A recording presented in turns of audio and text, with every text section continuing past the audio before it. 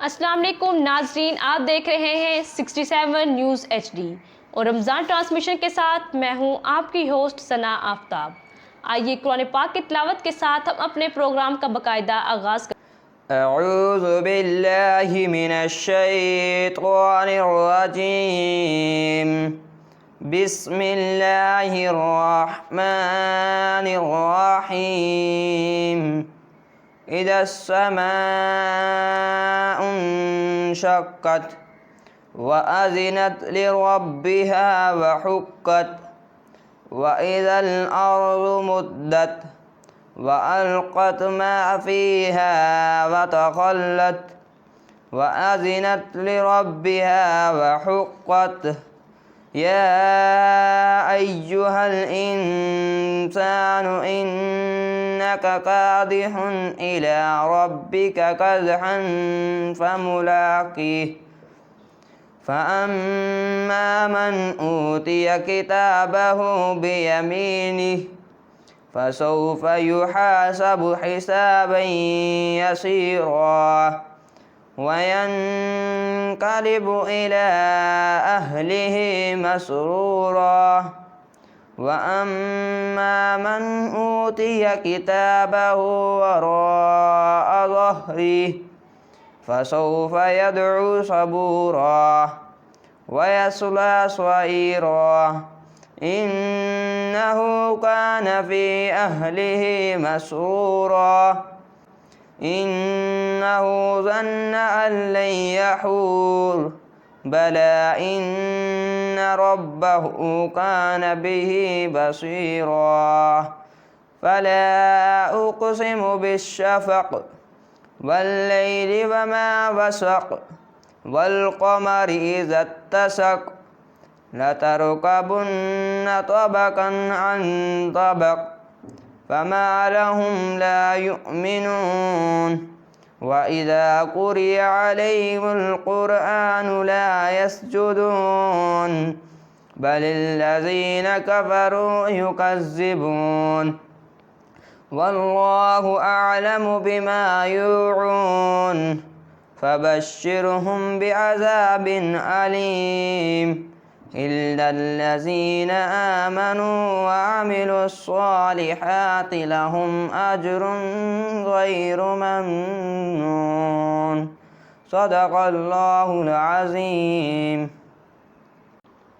नाजरीन, रमज़ान ट्रांसमिशन में हम आपको एक बार फिर खुश आमदीद कहते हैं और रोज़ के मामूल की तरह आज भी हम आपके लिए लेके आए हैं एक ऐसी अहम तरीन शख्सियत का मौजू। वो शख्सियत जो किसी भी तारीफ़ की मोहताज नहीं और जिनके बारे में जितना भी कहा जाए उतना ही कम होगा। अली हक की मशीयत है, अली हक का इरादा है। अली हक की मशीयत है, अली हक का इरादा है। अली तवक्कल ईमा है, अली मौलूद काबा है। अली के हम फ़ज़ाइल को बयां कर नहीं सकते, कोई जितना भी बयां कर ले अली उससे भी ज़्यादा है। नाज़रीन, आप सब समझ तो गए होंगे कि आज हम किस शख्सियत के बारे में बात कर रहे हैं। आज हम आपको हज़रत अली रज़ी अल्लाह ताला अन्हु की यौम शहादत के बारे में बताएंगे। नाज़रीन, 40 हिजरी का रमज़ान जब अपने इख्तिताम को जा रहा था तो हज़रत अली रज़ी अल्लाह ताला अन्हु बार बार ये फरमा रहे थे, पूछो जो पूछना चाहते हो क्योंकि अनकरीब तुम मुझे अपनी नज़रों से खो दोगे। और फिर बार बार ये कहोगे, काश आज अली होते, उनसे हम ये सवाल करते, काश आज अली होते, उनसे हम ये जवाब मांगते। इसी तरह हज़रत अली रज़ी अल्लाह ताला अन्हु बार बार अपनी बेटियों और बेटों के घरों में जाते और रोज़ा इफ्तार करते। आपने हज़रत हसन रज़ी अल्लाह ताला अन्हु को बुलाया और उनसे फरमाया, ए हसन, जाओ और अपनी बहन उम्मे कलसूम से कहो कि आज उसका बाबा उसके घर रोज़ा इफ्तार करेगा। हज़रत उम्मे कलसूम ने इफ्तार के लिए जौ की रोटी, दूध और नमक का इंतज़ाम किया। जब हज़रत अली रज़ी अल्लाह ताला अन्हु हज़रत उम्मे कलसूम के घर पहुँचे तो आपने देखा कि हज़रत उम्मे कलसूम ने इफ्तार के लिए 3-3 ताम का इंतज़ाम कर रखा है। क्या तुम्हें नहीं मालूम कि तुम्हारे बाबा के दस्तरखान पे सिर्फ एक ही ताम मौजूद होता है और तुमने यहाँ 3-3 ताम का इंतज़ाम कर रखा है? ऐसा करो मेरी बेटी, इसमें से 2 उठाओ और किसी गरीब के लिए रख दो। हज़रत उम्मे कलसूम ने सोचा, क्यों ना नमक को उठा लिया जाए और दूध को बाबा के लिए रख दिया जाए। अभी वो हाथ बढ़ाने ही लगी थी कि हज़रत अली रज़ियल्लाहु ताला अन्हु ने फरमाया, मेरी बेटी ऐसा करो, इस दूध को उठा लो और पड़ोस के गरीब बच्चों के लिए रख दो, क्योंकि ये उनके काम आ जाएगा। اسی طرح حضرت علی رضی اللہ تعالیٰ عنہ نے نمک سے روزہ افطار کیا اور عبادت میں مشغول ہو گئے۔ آپ عبادت کر رہے تھے اور ساتھ ساتھ آسمان کی طرف بھی دیکھ کر کہہ رہے تھے، آ گئی وہ رات جس کا علی سے وعدہ کیا گیا تھا۔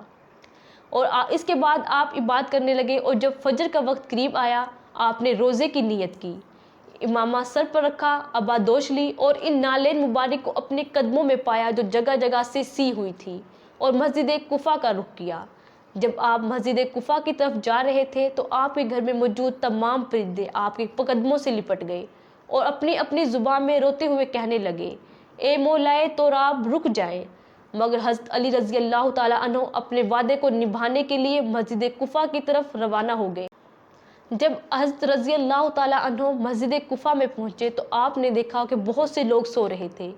آپ نے سب کو جگایا، جن میں آپ کا قاتل عبد الرحمن بن ملجم بھی شامل تھا۔ آپ نے جب اسے جگایا، اس نے آپ کو دیکھا تو آپ فرمانے لگے، اٹھو اور اپنا فعل انجام دو، کیونکہ اس وقت اللہ کے گھر میں سونا اللہ تعالیٰ کو پسند نہیں۔ یہ کہنے کے بعد آپ اپنے محراب کی طرف روانہ ہو گئے اور آخری اذان دینے لگے۔ جب آخری اذان کوفہ کی گلیوں میں پہنچی تو ایک کہرام برپا ہو گیا۔ ہر شخص رو رو کے یہ کہنے لگا، آج تو آسمان کا رخ عجیب لگ رہا ہے۔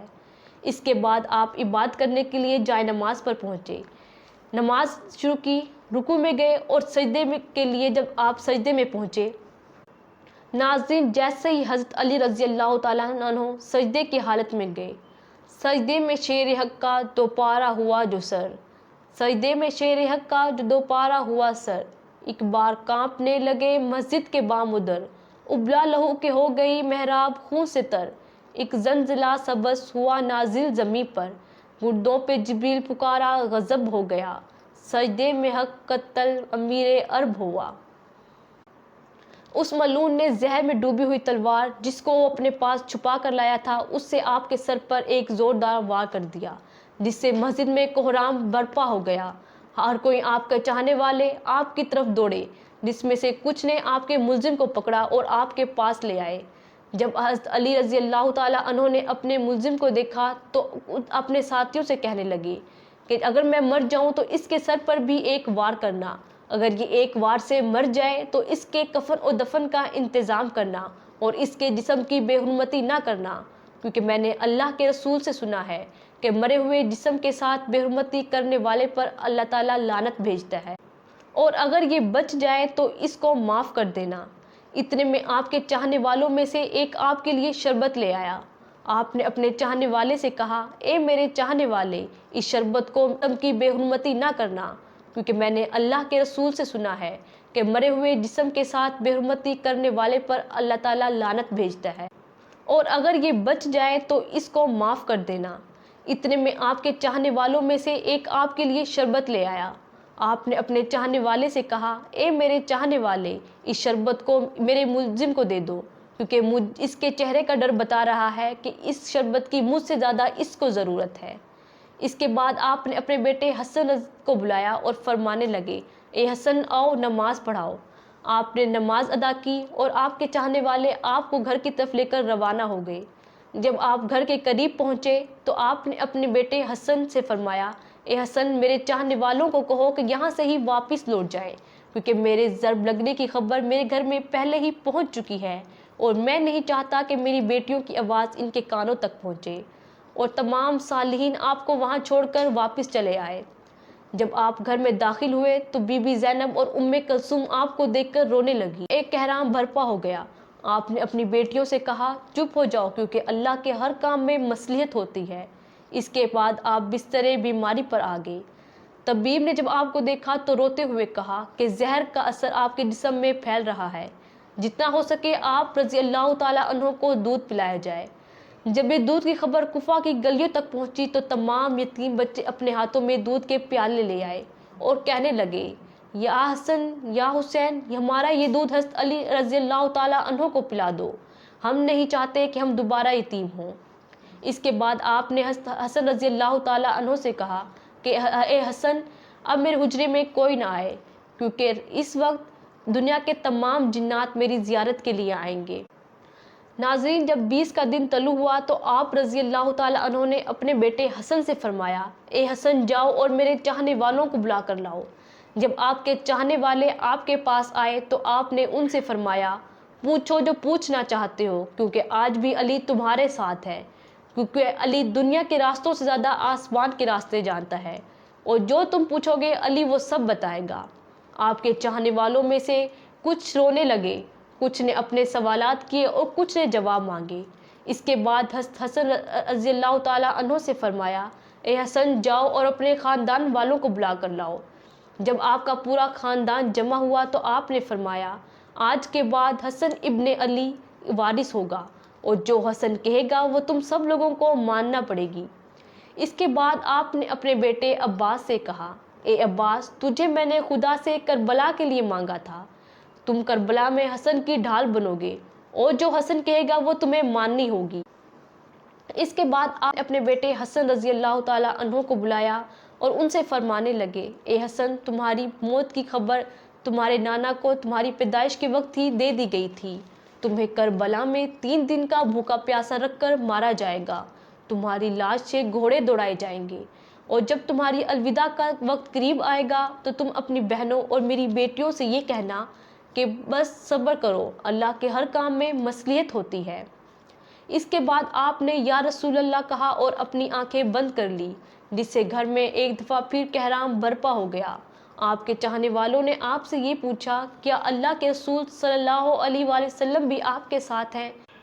ناظرین، آپ فرمانے لگے کہ ہاں، اللہ کے رسول صلی اللہ علیہ وآلہ وسلم اور تمہاری ماں فاطمہ الزہرا مجھے لینے آئی ہیں۔ اس کے بعد آپ نے آنکھیں بند کر لی، جس سے پورا گھر میں کہرام برپا ہو گیا، اور آپ کی وصیت کے مطابق آپ کے جنازے میں کسی کو شریک نہ کیا گیا۔ آپ کے جنازے کو پیچھے سے حسن اور حسین نے پکڑا اور آگے سے جبرائیل اور میکائیل نے پکڑا، اور آپ کے جنازے کو ایک نورانی اونٹنی پر رکھ دیا گیا۔ وہ اونٹنی جب کوفہ کی گلیوں سے گزر رہی تھی تو ایک چمکیلے پتھر کے پاس جا کر رکی۔ جب اس پتھر کو ہٹایا گیا تو وہاں پر پہلے سے ہی ایک قبر بنی ہوئی تھی، جس پر لکھا ہوا تھا، یہ قبر اللہ کے نبی نوح نجی اللہ نے بنائی ہے، اس اللہ کے بندے کے لیے جس سے میری کشتی کو نجات ملی۔ سلام ہو یا شیر خدا، سلام ہو اللہ کے بندے، سلام ہو اے مولائے رب۔ ناظرین، یہ تھا حضرت علی رضی اللہ تعالیٰ عنہ کا پورا واقعہ جو آج ہم نے آپ کے سامنے بیان کیا۔ ہار چکے تھے جب ہر ایک محاذ میں قتل اور کہاں کرتے سوائے نماز میں۔ ناظرین، اسی کے ساتھ مجھے اجازت دیجیے، انشاءاللہ ایسے ہی بہت سے واقعات لے کر ہم آپ کی خدمت میں ایک بار پھر حاضر ہوں گے۔ تب تک کے لیے اللہ حافظ۔